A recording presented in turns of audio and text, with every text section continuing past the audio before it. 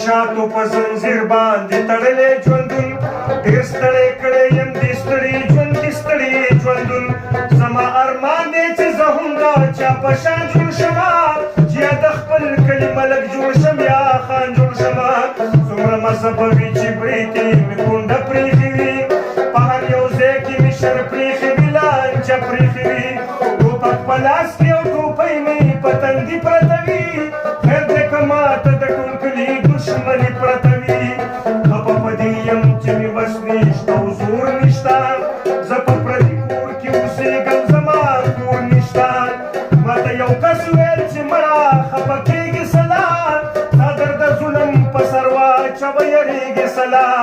ساده سړیه خلک ځان دپاره څه نه کوي